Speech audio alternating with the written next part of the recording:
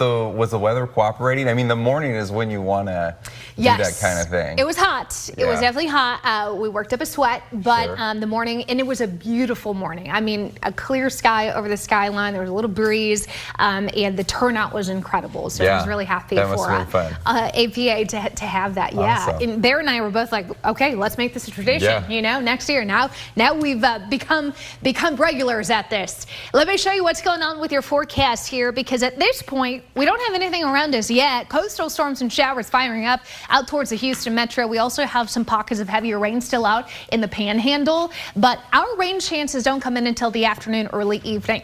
In the meantime, live look outside, covert Bee Cave automobile camera. Nice, clear, quiet, warm. As mentioned, temperatures this morning very close to yesterday. 70s and low 80s out there in the hill country. 80 in Kingsland, 76 Castell, 76 in Round Mountain, 74 in Blanco.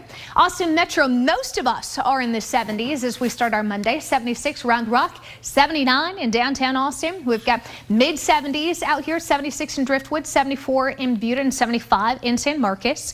Looking at our eastern communities, 74 in Rockdale, 74 in Giddings, 73 in Rosanke, and 78 degrees in Luling underneath that clear sky. First day of school for Del Valley ISD and Johnson City ISD today. So wishing you the best school year, students and staff. Temperature today, 98 degrees.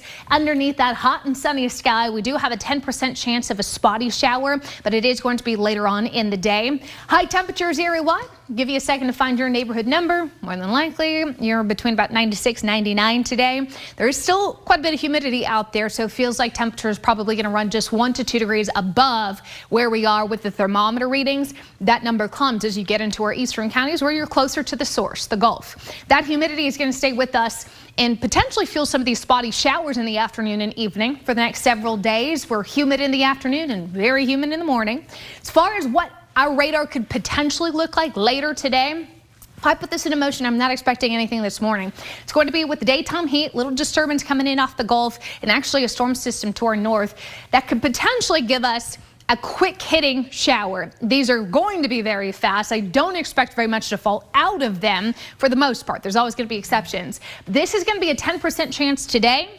We're going to do another 10% chance as we get into tomorrow for your Tuesday afternoon, and then continue this on Wednesday. Kind of a very similar pattern, no major swings. This might be a touch overdone with coverage, but 10 to 20% I think is going to be a good rule over the next few days. Not just today and tomorrow and Wednesday, but even as we get into Friday and Saturday too. Not a big time storm system swinging through the state, just some of that moisture, some of that daytime heat. Most of these are gone shortly after sunset. They're relying on the daytime heat for that lift. What about our potential rainfall? Well, maybe a few 100 inches of rain by the time everything is said and done. These are, again, your 7-day rainfall potentials, and nothing stands out to me as too big of an issue. So very low severe threat, very low flood threat, I should say. 7-day forecast is showing these temperatures in those upper 90s for the next several days. We talked about that 10% chance today, tomorrow, and Wednesday, Friday and Saturday. Nothing super exciting in this 7-day forecast. This is looking very normal to me